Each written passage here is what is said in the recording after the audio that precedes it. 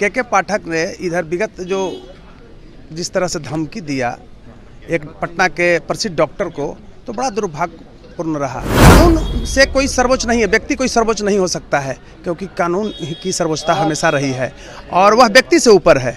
लेकिन के पाठक ने कानून को अपने हाथ में लिया। तो आप गाली दिए हैं एक डॉक्टर को और आप कह रहे हैं मीडिया में जा करके आप अपने वकील के माध्यम से कि फैब्रिकेटेड है, तो आपको ये पता होना चाहिए कि सीडीआर में आता है। बड़ा ही दुर्भाग्यपूर्ण जिस तरह से के पाठक ने अपना हरकत किया है। अभी सुन रहे हैं कि मीडिया के लोगों को भी वो नोटिस भेज रहे हैं, लीगल नोटिस भेज रहे हैं। कितना बड़ा दुर्भाग्यपूर्ण है जिस तरह से पाठक जी हरकत कर रहे हैं, उनकी घोर निंदा मैं करता हूँ। एक स्ट्रक्चर का एक कोई लीडर नहीं है, आप ब्यूरोक्रेट्स हैं, आप कलम से काम करते। डेमोक्रेसी में ना आप हल्ला कर सकते हैं?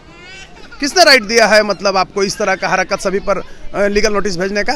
के पाठक के नए नए फरमानों को लेकर लगातार शिक्षकों में आक्रोश तो था ही। अब जाकर जिस तरीके से के पाठक ने छुट्टी लिया है और जिस तरीके से सोशल मीडिया पर खबरें चल रही है कि के पाठक ने इस्तीफा दे दिया, इसको लेकर कई सारे सवाल उठ रहे हैं। हमारे साथ बात करने के लिए पटना हाईकोर्ट के जाने माने अधिवक्ता डॉक्टर कौशलेंद्र नारायण जुड़ेंगे। बात करें कौशलेंद्र जी, जिस तरीके से बातें सामने निकल के आ रही थी के पाठक को लेकर, नोटिस जिस तरीके से वो तमाम अनेक लोगों को लेकर जारी करते जो उनके खिलाफ बोल रहे थे, ऐसे में अब जाकर के पाठक छुट्टी पर है और कहीं ना कहीं इसकी औपचारिक घोषणा नहीं हुई है कि के पाठक ने इस्तीफा दे दिया, लेकिन लगातार सोशल मीडिया पर खबरें चले। क्या के पाठक डर गए? देखिए, के पाठक, सर्वप्रथम तो मैं आप तमाम मीडिया बंधुओं को धन्यवाद देता हूं। के पाठक डर गए कि क्या हुआ है, ये मायने नहीं रखता है। मायने रखता है कि एक चीज़ देखिए, दो पक्ष इसमें मैं बनाऊंगा। एक पक्ष तो के पाठक का, अगर 10 समर्थक इस बिहार में था तो पहला मैं समर्थक था।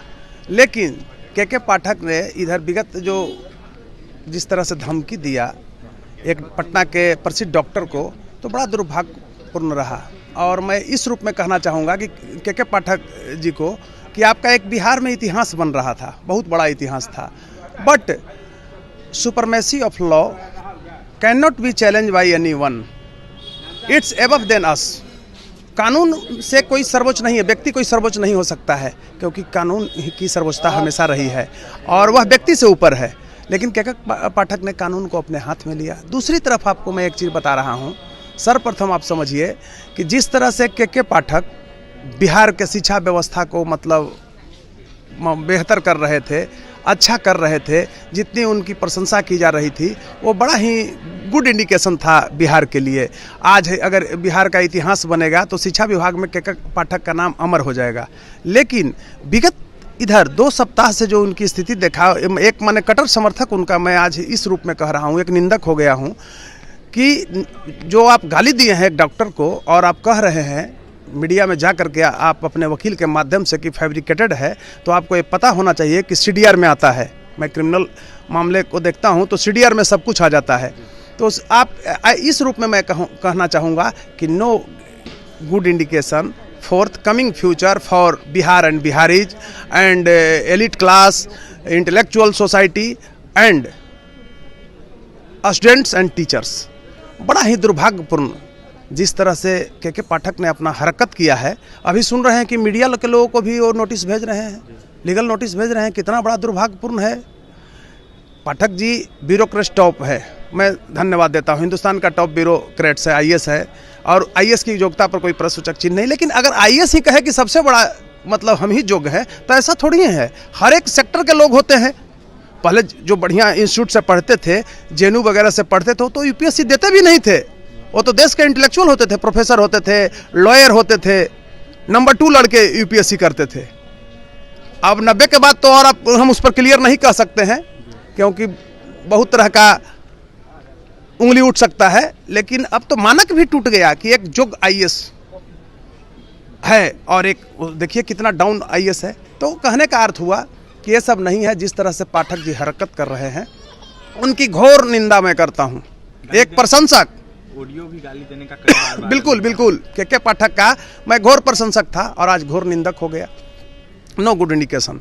और अगर कंप्लेन केस उन पर दर्ज हुआ है तो कानून अपना काम करेगी, उस पर भी मेरा कोई टिप्पणी नहीं है। लेकिन अभी भी मैं साधुवाद देता हूं माननीय के पाठक जी को। माननीय मैं शब्द लगा रहा हूं, एक उच्च पदाधिकारी हैं, उम्र में भी हमसे बड़े हैं, कि अभी भी वो इस हरकत को बाज आए और पुनः मुझे आशा है कि शिक्षा विभाग को ही संभालें, फजूल बातों में नहीं फंसें और शिक्षा के बेहतरीन के लिए पाठक ने जो कार्य किया है, आने वाला बिहार याद करेगा। आज शिक्षक लोग 11 बजे पहुंचते थे और 2 बजे भाग जाते थे। तो आज एक के पाठक का ही प्रयास है अच्छा नोटिस कि टाइम से स्कूल जा रहे हैं और बच्चे पढ़ रहे हैं। नोटिस जो जारी है कहां तक सही है? बिल्कुल गलत है, बिल्कुल गलत है। ये तो अभिव्यक्ति की स्वतंत्रता है, कहीं मीडिया दुरुपयोग नहीं न कर रहा है, कोई अब्यूज नहीं न कर रहा है। तो बड़ा आदमी जब होता है, सरकार होता है, उसके खिलाफ लोग बोलते हैं। अब उसके एवज में आप लीगल नोटिस भेज रहे हैं। आपका पद इतना बड़ा था गौरवान्वित कि सब छोटे छोटे चीज़ों को दरकिनार करना चाहिए था। आप चुपचाप कलम से काम करते। आप देखिए सबसे बड़ा चीज़, आप डेमोक्रेटिक स्ट्रक्चर का एक कोई लीडर नहीं है, आप ब्यूरोक्रेट्स हैं। आप कलम से काम करते, डेमोक्रेसी में ना आप हल्ला कर सकते हैं।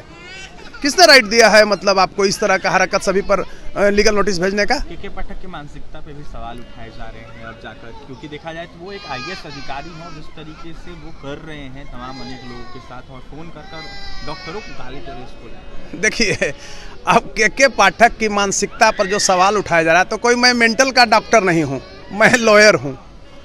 और ठीक है, ये आप लोग बोल सकते हैं। एक डॉक्टर जो उनके बारे में बोले हैं वो सही बोले हैं। हम तो एक वकील है, लॉयर है, तो हम कानून की बात करते हैं। अब जो डॉक्टर हैं, तो डॉक्टर से ये लोग बोल सकते हैं, हो सकता है सही होगा, कुछ मेंटल प्रॉब्लम होगा उनको। अब ये उनकी मुद्दा है, हमारी मुद्दा नहीं है।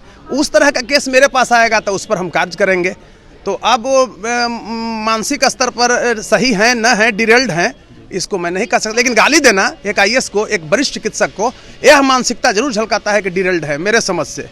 जो एक लॉ का जो पॉइंट मतलब है उसके तहत मैं कह रहा हूं कि एक विक्षिप्त व्यक्ति ही इस तरह का हरकत कर सकता है कि एक IAS होकर के और एक टॉप डॉक्टर को गाली दे सकता है। अगर के पाठक गाली दिए हैं तो अगर फैब्रिकेटेड वॉइस नहीं है तब मैं यही कहना चाहूँगा। दूसरी तरफ आप जानिए, उनके वकील को भी हम सुन रहे थे, किसी ने स्पष्ट नहीं बता रहे थे कि फैब्रिकेटेड। अरे भाई CDR में सब आ जाता है, कितना बजे फ़ोन गया, क्या गया, रिकॉर्डिंग है।